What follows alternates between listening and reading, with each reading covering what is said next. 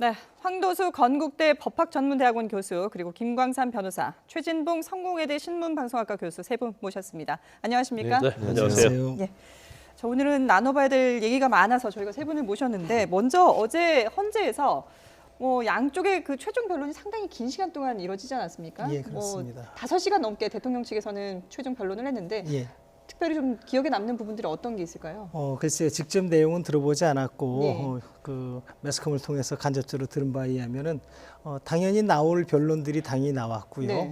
뭐 변론한다는 것이 별것이 아니고 종합적으로 이 탄핵의 주문 파면 여부를 판단할 수 있는 것에 대한 주장을 하는 거니까 네. 일단 첫 번째로 13가지 소추 사유들, 그게 법 위반 사실, 헌법과 법률 위반 사실인데 그 13가지 사유들이 사실이다. 그것이 단순히 주장이 아니로 진실이니까 이거를 바탕으로 재판해달라. 이제 소추위원 쪽에서는 그러고 예. 그리고 그 사실이 인정되고 그 법 위반이 단순한 법률 위반이 아니고 파면하기에 충분할 정도로 중대한 법 위반이다라는 걸 또 주장했을 거고요. 네.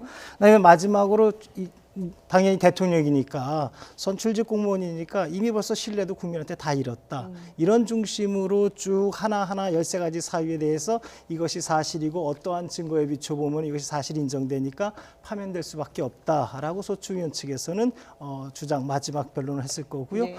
비교적 제가 볼 땐 좀 손쉽게 수월하게 변론하지 않았을까 생각됩니다. 예. 그거에 반해서 말씀하십니다. 네네. 좀 더 이렇게 중요한 부분을 정리해서 본다면 어떤 부분이 있을지, 그 부분을 좀 정리해서 얘기를 해본다 어떤 부분이 있을지. 글쎄 인상적인 하나하나 부분이 따져보기에는 있었을까요? 제가 네. 지금 현장에 없어서 그러는데요. 이어서 말씀드리면은 네. 그 반대 측 그 피청구인 측에서는 굉장히 좀 힘든 변론을 했을 것이다라는 거죠. 그러니까 법 위반 사실이 13가지인데 13가지 사실이 다 사실이 아니다. 단순한 주장일 뿐이다라는 주장을 먼저 했을 거고요. 예. 그다음에 나아가서 그것이 법 위반이 아니다. 그런 사실이 있었어도 그것이 정치적 책임 또 그다음에 도의적 책임을 질 수는 있을지언정 이것이 법적 책임을 질 정도의 사안은 아니다라는 주장을 했을 거고 예. 그다음에 나아가서 이것이 파면될 정도로 중대하냐 대통령인데 이런 등등의 그 주장을 했고 그 변론을 했을 텐데 예. 생각보다는 좀 많은 시간이 소요됐고 힘든 변론을 하지 않았을까 대충 이렇게 마지막이었기 보여집니다. 때문에 그만큼 이제 모든 걸 주장할 수 있는 모든 걸 다 쏟아냈다고 봐야 되는데 물론 이제 그 과정에서 표현이 좀 거친 부분도 있었고 뭐 이런 눈살을 찌푸리게 하는 그런 부분도 있었습니다만은 그 이후에 이제 최종 변론은 끝났고요. 오늘부터 이제 평의가 진행이 됐는데요. 예. 이 평의라는 걸 좀 설명을 해주시죠. 평의는 재판관이 혼자가 아니고 예. 뭐 지금 보면 헌법재판관 9분, 원래는 9분, 지금 8분이시죠. 8분이 결론을 내야 된다고요. 네. 결론을 내기 위해서는 혼자 내는 게 아니기 때문에 서로 상의를 해봐야 되죠. 또 의견이 다를 수도 있다고요. 네. 다를 수 있으니까 그런데 의견이 다르니까 각자 의견 내고 끝냅시다가 아니고 재판을 두고서 각자의 생각을 나누어 보는 시간이죠. 토론하면서 나는 이런 관점 이렇게 봤는데 아니다. 그것이 아니고 이런 관점으로 봐야 된다라고 자유롭게 토론을 하게 되죠. 아마 제가 볼 때는 꽤 난상 토론이 이루어질 거고요. 예. 밖에서 저희가 대리인단이 심하게 다툰 만큼 재판관 사이에서도 기각 의견을 가지신 분과 또 인용 의견을 가지신 분들끼리 많이 설전이 많이 오가지 않겠는가. 예, 오늘도 실제로 1시간 반 동안 상당히 난상 토론이 이루어졌다고 전해지고 있죠. 예, 제가 헌법재판소에 근무할 때 실제로 그 당시에 초창기에는 서울사대 부고 이렇게 학교 건물을 썼었는데 평의실이 2층이었거든요. 네. 제가 근무한 게 1층이었는데 어쩌다 평소엔 조용한데 뭐 우당탕 쿵탕 큰 목소리가 나고 거의 싸우는 듯한 소리를 들어요. 예. 그러다가 벼랑간에 조용해진다고요. 네. 그건 뭐냐면은 당시 조규강 소장님께서 잠시 정회를 하고 그다음에 이제 복도에서 그 교실이니까 복도에서 담배를 좀 태우시면서 이걸 어떡하나 하고서 한숨만 푹푹 쉬시다가 또 그다음에 다시 이제 평의를 재개하시면서 예. 이처럼 그 헌법재판소는 그 분위기가 공기 자체가 굉장히 자유롭습니다. 네. 9분이 각자의 의견을 자유롭게 표현하는 기관이기 때문에 어떻게 보면 이렇게 자유롭게 고성도 오갈 정도로 자유로운 어떤 평의가 이루어지지 않겠는가 지금 예상할 수 있습니다. 예. 그 교수님께서 헌법재판소에 있을 때 그 평의 과정을 보면 실제로 저희가 전해지는 바에 따르면 뭐 감청이나 도청이나 이런 장치들이 있는지 이제 뭐 검사를 하고 재판관들 외에는 아무도 못 들어간다. 이렇게 엄숙한 분위기다. 이렇게 전해지고 있는데 실제로 어떤지 절차가 어떻게 되나요? 실제로 보안에 관해서는 헌법재판소가 많이 신경을 쓰죠. 예. 왜냐하면은 주문이 밖으로 나아가는 경우 그때 밖에서 여러 가지 조치를 취할 수 있거든요. 선고 전에 얼마든지 소를 취할 수도 있고 예. 그렇게 되면 헌법재판소가 결정을 선고도 못하는 경우도 있다고요. 등 이런 걸 한두 번 경험을 했기 때문에 헌법재판소로서는 굉장히 보안에 신경 쓰고 있어요. 신경 쓰고 있고 예전에 이제 학교 건물이니까 그때야 뭐 그런 거 그 도청장 치는 것까지 다 검사하기까지는 저기 했지만 현재의 헌법재판소 건물은 그런 것까지 다 감안해서 네. 굉장히 철저하게 지어진 것으로 보고 있습니다. 특히 또 이번 사건 같은 경우에는 상당히 민감한 부분이기 때문에 그만큼 더 보안에 철저하게 신경을 쓰고 있는 것 같은데 이 평의가 지난 그 2004년 노무현 전 대통령 탄핵 때 보면은 2주 정도 걸렸거든요. 2주 뒤에 이제 결정문을 발표를 했는데 이번에는 어떨까요? 이게 꼭 정해진 건 아니지 않습니까? 평의 횟수도 정해져 있는 것도 아니고요. 예, 그렇습니다. 많은 분들이 노무현 대통령 탄핵 때와 비슷하게 예. 한 2주 정도를 예상하시는데 저희 경우에는 그렇게 보지 않는 게 한 일주일 정도도 가능하지 않겠는가. 네. 왜냐하면은 지금 평의하는 주된 목적이 합리적인 결론을 내는 거거든요. 결론을 낼 때 판결문을 준비해서 결정문을 준비하게 되는데 이 결정문 준비할 때 노무현 대통령 당시 때는 법리를 준비했어야 돼요. 탄핵을 위한 심사 기준이 무엇인가? 예. 외국의 제도를 다 검토해서 심사 기준을 어느 정도로 중대한 법 위반이 있을 때 파면이 가능한지, 우리의 탄핵 제도의 본질이 무엇인지 그거에 관해서 연구관들 또 재판관님들께서 본질을 연구하고 이론을 연구하시는 시간을 많이 할애했거든요. 네. 그러나 그 당시에 연구된 축적된 자료들이 많이 있기 때문에 이론적인 문제, 법리적인 문제는 이미 다 확립돼 있는 상태이고 지금의 탄핵은 단지 13가지 탄핵 소추 사유가 실제로 사실이냐 아니냐를 판단하고 네. 그거에 따라서 파면 여부가 되느냐 안 되느냐만 판단해야 되기 때문에 그리고 결정을 준비하는 것, 요 정도의 시간이 필요하거든요. 네. 생각보다는 빨리 정리될 수 있고 다만 재판관님들의 그 결론 내시는 그 마음을 굳히는 시간 그 정도가 좀 시간이 네. 걸리지 않겠는가. 저는 그래서 한 일주일 뒤라도 곧 선고될 수 있지 않겠는가 이렇게 생각됩니다. 네. 자, 이제 결정이 언제 될지도 관심인데 사실 이번 그 헌재 심판 과정 그 중요성만큼이나 기록이 참 많이 나왔습니다. 총평을 해주신다면 어떻게 할 수 있을까요? 뭐 여러 가지 기록이 나왔죠. 지금 말씀하신 것처럼 이게 헌재가 이렇게 오랫동안 여러 증인들을 불러서 변론을 많이 한 경우도 없었어요. 노무현 전 대통령 경우도 이렇게 많이 변론을 하지 않았거든요. 네. 그건 결국 양측에서 증인들을 많이 신청을 했고 그것이 결국은 더 많은 사람들을 불러서 증언을 들을 수밖에 없었고 네. 또 한 가지는 첫날 그냥 대통령 출석할 거냐 안 할 거냐 가지고도 네. 짧은 시간 안에 끝냈었잖아요. 8분 정도로 끝냈고 그게 또 다른 증거가 되고 증인들도 엄청나게 많이 왔어요. 예. 그리고 뭐 1시간 35분이라는 우리 김평우 변호사 네. 그분이 그렇게 대리인단에 오셔서 1시간 35분을 얘기하셨잖아요. 예. 본인 그냥 주장을 하시면서 그리고 어제도 마지막 변론에서 거의 5시간 이상을 그 대통령 대리인단에서 했어요. 이런 것이 사실은 이전에 그 헌법재판소 또는 노무현 대통령의 헌법 그 탄핵 과정에서의 변론과 차이가 있는 부분이라고 볼 수 있죠. 그래서 이번 사실은 그 박근혜 대통령 탄핵안은 역사적으로 봐도 우리가 그 대통령 탄핵에 대해서 많은 것들을 새롭게 쓴 뭐 기록이라고 볼 수도 있겠고요. 예. 그런 의미를 갖고 있다고 볼 수 있겠습니다. 변호사님은 어떠셨어요? 좀 인상적인 부분이 있으셨습니까? 이번 과정을 거치면서. 사실 이제 헌재 관련돼서는 뭐 제일 기억에 남는 거 그러니까 뭐 우리가 네. 탄핵이 되냐 안 되냐를 떠나서 우리 국민의 뇌리 속에 가장 많이 남아 있는 것은 아마 김평우 변호사일 거예요. 네. 그래서 어떤 변호사로서 헌재 법정에서 주장할 것은 사실 인정, 법리 뭐 아니면 변호사로서 어떤 변론을 주장해야 하는데 사실 어떤 구호 자체나 그런 것들이 정치적 선도에 가깝거든요. 네. 특히 처음에 이중환 변호사를 비롯해서 처음에 대통령 법률 대리인단에 참여한 사람은 그래도 상당히 증거의 어떤 가치 판단이랄지 어떤 사실 인정에 관한 부분 또 뭐 정치적으로 잘못했다고 그래서 이게 탄핵 사유가 되는 것이 아니다. 그리고 어느 정도 위반했다고 그래서 이게 대통령을 파면할 정도의 헌법 위반의 어떤 중대성이 있느냐. 네. 좀 법리적인 부분에 있어서 상당히 뭐 사실 인정한 법리 부분에 있어서 변론을 했다고 한다면 이제 그 이후에 참여한 서석구 변호사랄지 아니면 뭐 김평우 변호사 뭐 그런 분들은 사실 법리적 주장보다는 굉장히 어떻게 보면 외부에 나타나는 그러한 선동적인 주장을 좀 많이 했죠. 그 이번에 헌법재판 마지막 최종 변론기일에도 사실 변론을 하려면 재판장을 보고 변론을 해야 하거든요. 그런데 재판장이 아닌 방청객을 보고 변론을 했어요. 네. 그 의도 자체는 뭐 서석구 변호사나 아니면 그 김평원 변호사 같은 경우는 본인들의 이익이 어떤 재판부에 있어서 뭐 어떤 이걸 담아서 네.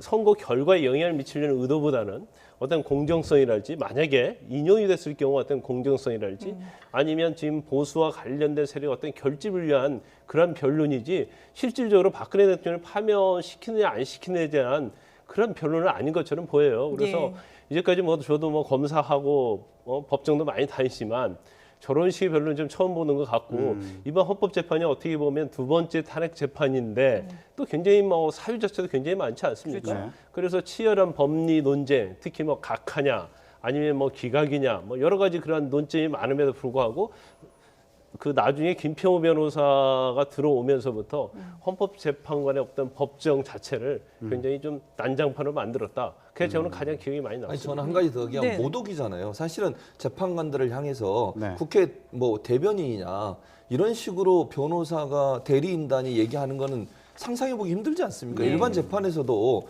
어떤 사람을 대리하는 변호인이 판사를 향해서 당신 검사 대리인이냐 이렇게 얘기하는 건 엄청난 법정 모독이거든요.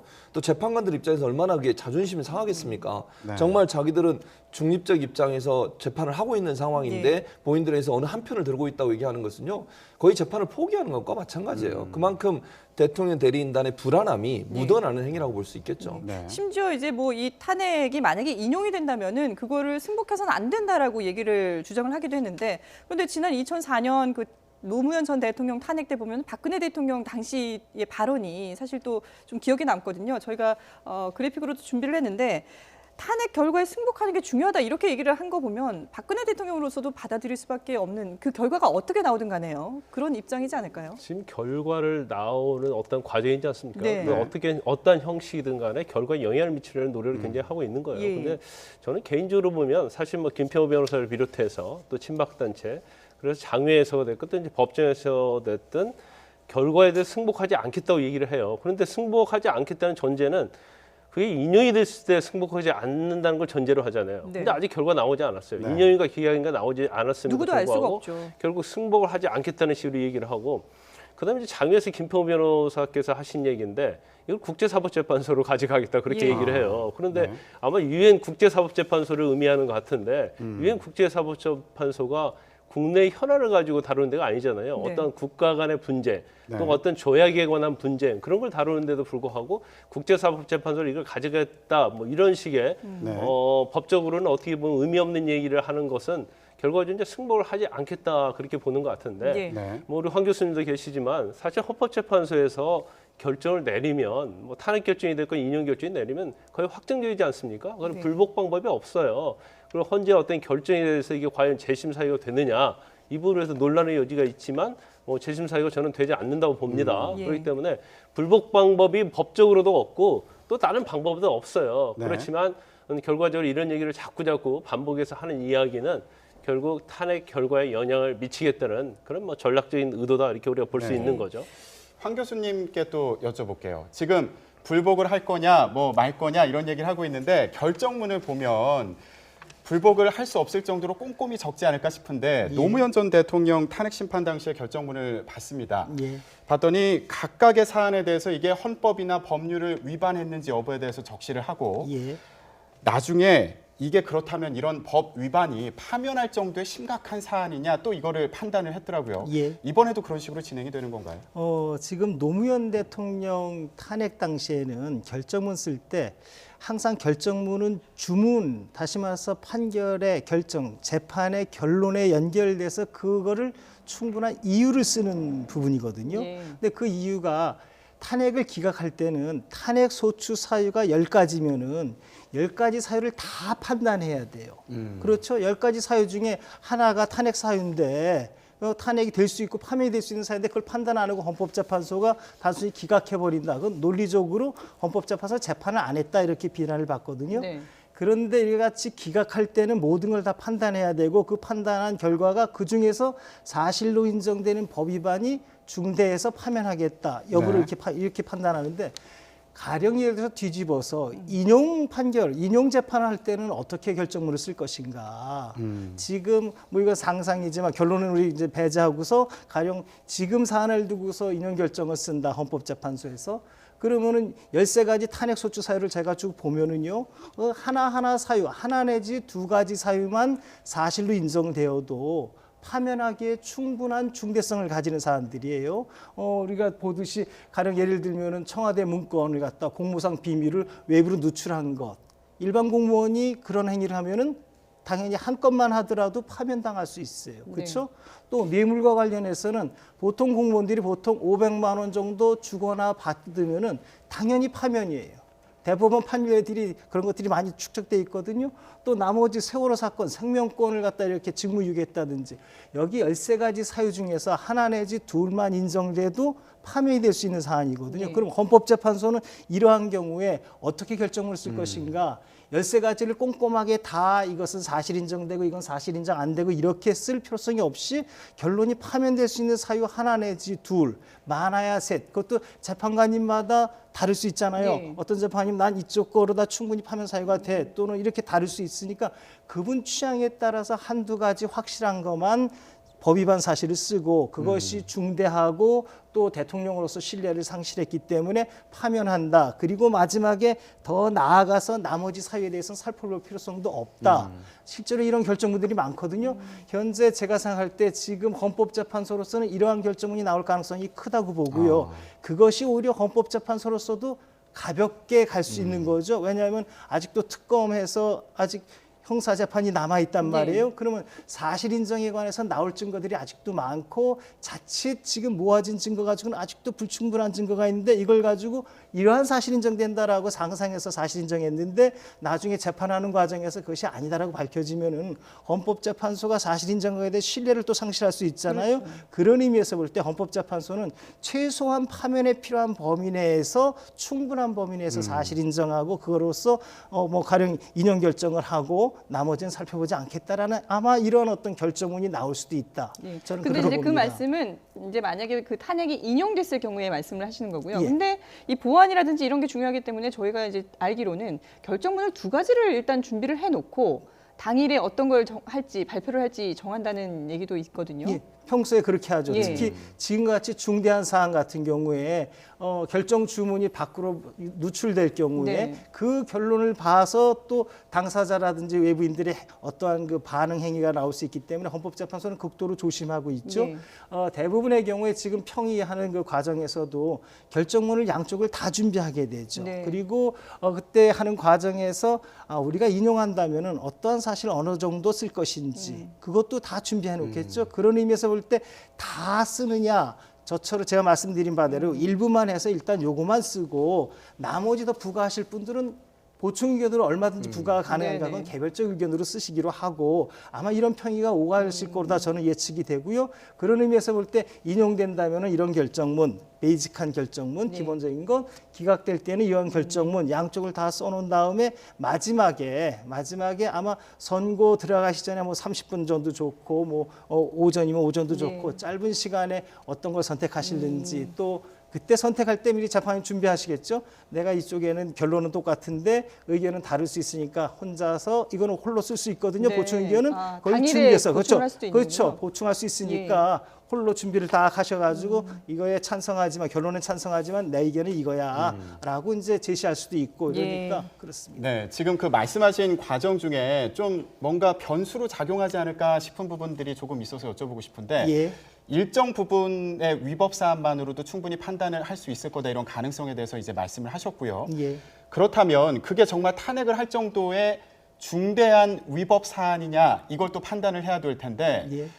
그 부분은 일반적인 그런 법 위반 사안을 판단할 때보다 좀 더 어떤 개인의 가치관이라든가 예. 생각이 많이 반영이 될 것 같은데 예. 그런 부분이 재판관들에게 좀 부담으로 작용하지 않을까 싶기도 하고요. 예. 그리고 노무현 전 대통령 탄핵 심판 당시와 다르게 또 실명을 공개하도록 되어 있지 않습니까? 예. 이런 부분이 또 변수로 작용하지 않을까 싶은데 어떻게 보십니까? 지금 이제 헌법재판소 노무현 대통령 당시의 탄핵 결정문의 심사 기준, 탄핵 여부, 파면 여부에 대한 기준을 보게 되면은 굉장히 추상적으로 설치돼 있어요. 예. 그래서 법 위반 사실이 굉장히 중대하고 그 다음에 파면했을 경우에 생기는 어떤 그 사회적 파장도 고려하고 또 정치적 신뢰도 판단하겠다라고 해서 그 파면 여부에 대한 심사 기준을 마치 일반 공무원에 대한 파면과 좀 다른 듯이 또 탄핵은 특별히 이런 어떤 규정을 갖다 해석을 했는데 이게 헌법재판소가 사법기관이라고요. 그러면은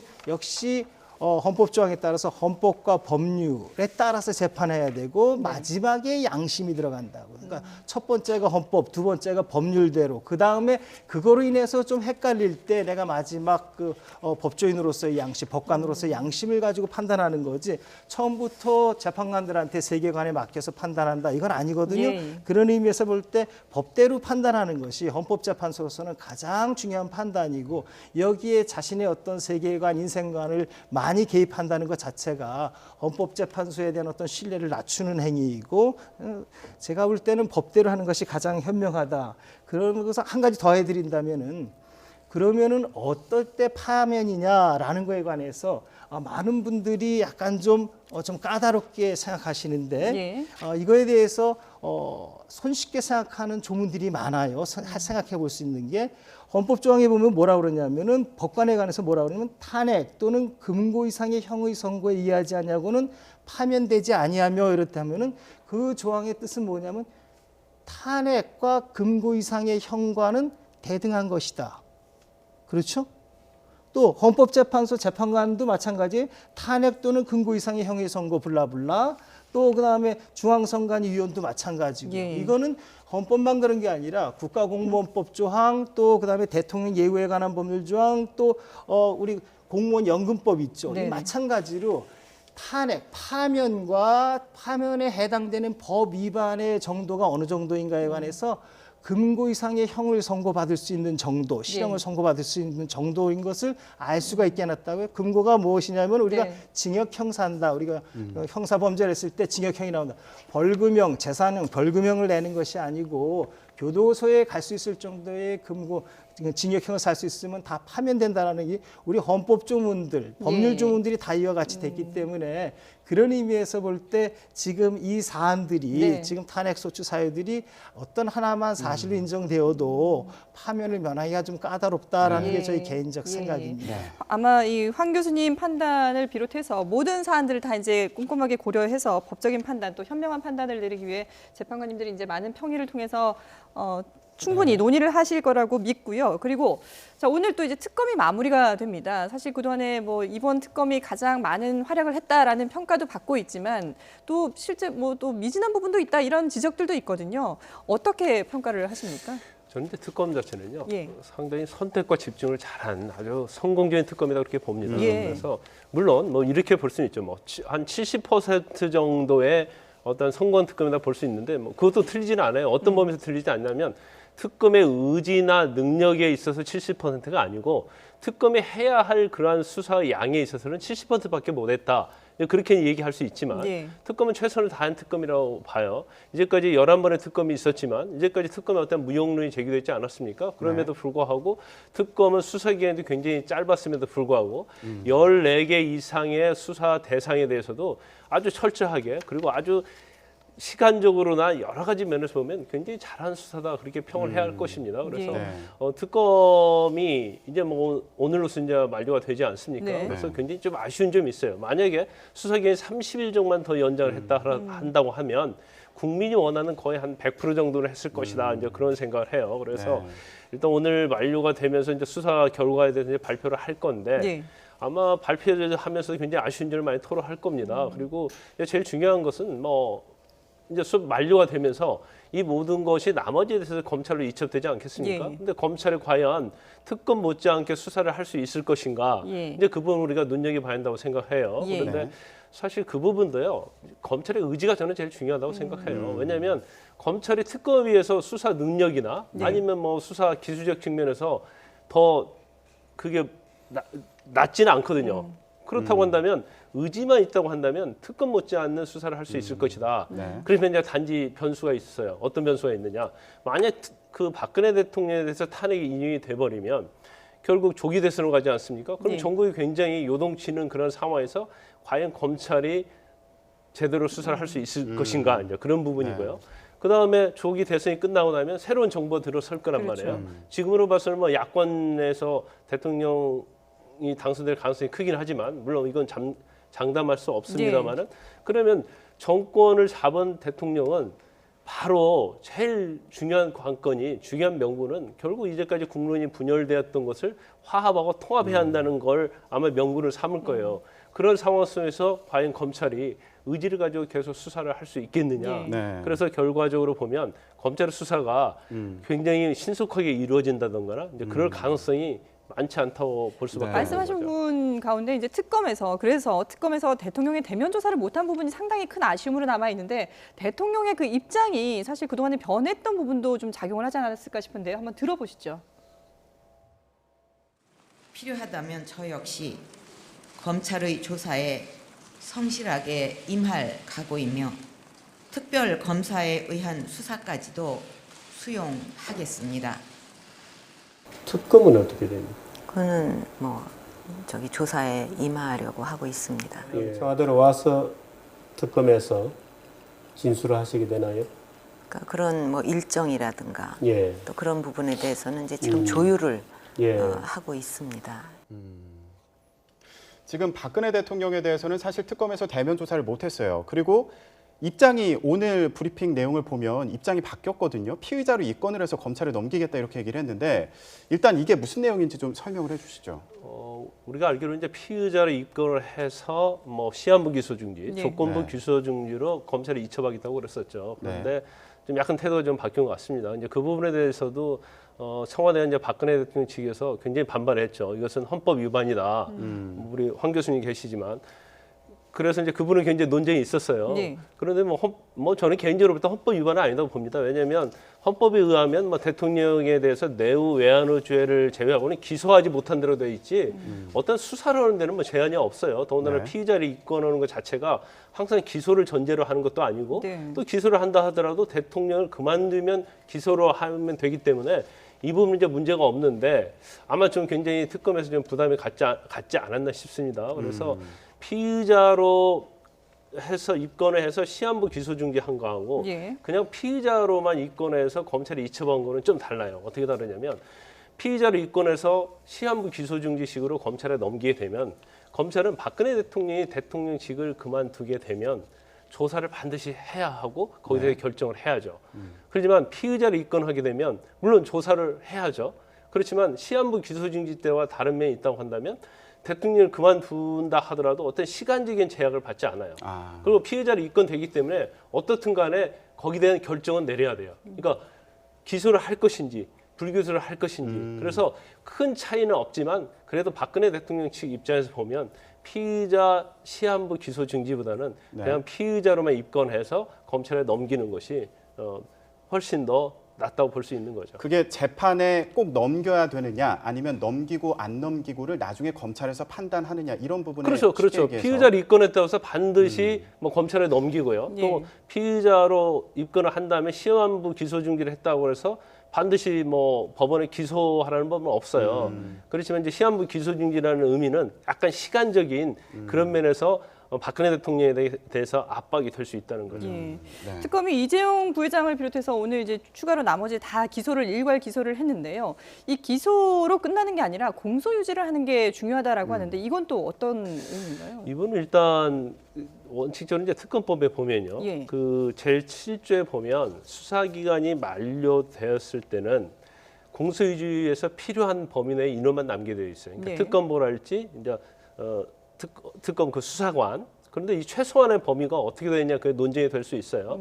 그런데 또 그 특검법 제6조에 보면 이제 특검의 직무 범위가 나오는데 그 직무 범위에는 공소 제기 여부를 결정할 수 있느냐 여부. 네. 그다음에 공소를 유지하는 것도 직무 범위에 속해 있어요. 그렇기 때문에 그렇다면 특검이 공소를 유지하는 것도 특검의 직무 범위이기 때문에 대검찰청을 통해서 파견 검사를 받을 수 있다고 이렇게 우리가 해석할 수 있거든요. 네. 그래서 아마 법무부에서도 이 부분에 대해서 물론 약간 법적으로 문제는 있지만 어느 정도는 이제 감안을 할 것으로 보이고요. 지금 특검에서는 사실 지금 기소된 인원이 굉장히 많지 않습니까? 예를 들어서 삼성 이재용 부회장 경우에는 이제 뇌물과 관련된 부분이 굉장히 범죄 사실이 많아요. 예. 그런데 저쪽은 굉장히 어떻게 보면 대한민국 최고의 변호사로 무장한 그런 네. 군대를 가지고 있는 건데 특검보 한 명이 가가지고 그걸 상대하기는 굉장히 어렵거든요. 네네. 그래서 지금 박영수 특검 측에서는 20명 중에서 그러니까 파견 검사를 20명 받았어요. 그 중에 8명만이라도 잔류하게 해달라 네. 이렇게 요청을 한 것 같습니다. 네. 그래서 법무부에서도 아마 긍정적으로 검토를 한다고 그래요. 네. 지금 이런 여러 가지 문제 때문에 정치권에서 특검이 연장돼야 된다 이런 얘기를 하고 있습니다. 특검법을 개정해야 된다 이런 얘기를 하고 있는데 사실 정세균 국회의장에게 직권상정을 해달라 이런 입장이지만 사실 그것도 불가능한 상황, 어려운 상황이지 않습니까? 지금 만나고 있죠. 네. 양사당들. 그래서 예. 지금 야권에서도 결국 이거 정치적인 항의 차원에서 하는 얘기 아니냐 이런 분석도 나오고 있는데 어떻게 보십니까? 그런 분석이 좀 타당하다고 봐요. 왜냐하면 정세균 의장 입장에서 물론 황대행이 연장하지 않겠다고 발언하기 전에 네. 요청을 한번 했어요. 그때 정세균 의장이 뭐라고 그랬냐면 할 수 없다고 얘기했어요. 합의해 오지 않으면 안 된다. 왜냐하면 본인이 볼 때 이 사건이 천재지변이라고 연관돼서 그렇게 중요한 사안이라고 보지 않는다라고 하는 얘기거든요. 그런데 지금 이제 여야당이 다시 특검을 연장하지 않겠다고는 한 황대행의 발언 이후에 다시 요청을 한다고 하는데 정세균 의장이 이걸 받아들여서 직권상정할 가능성은 상당히 낮다고 봅니다. 뭐 네. 그럴 가능성이 전혀 배제할 수는 없겠지만 가능성이 더 낮다고 보고요.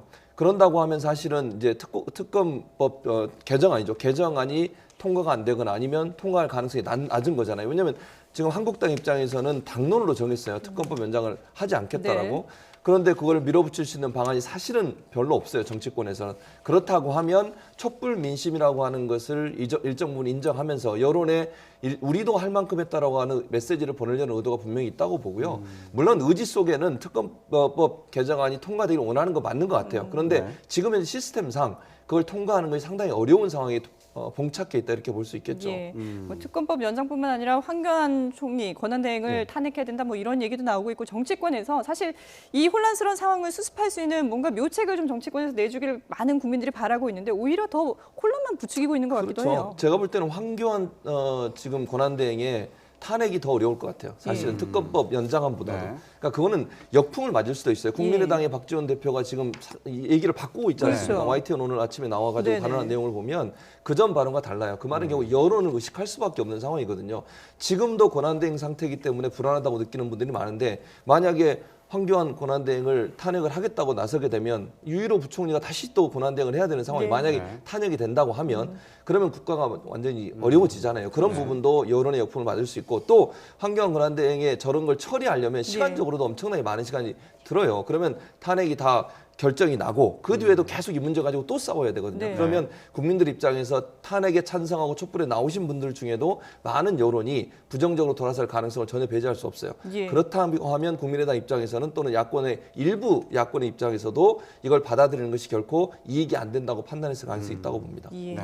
내일 또 뭐 3.1절에도 양쪽에 그 찬반 집회가 열린다고 하는데 충돌 우려까지 있기 때문에 좀 더 냉정하게 이 상황을 좀 바라봤으면 싶습니다.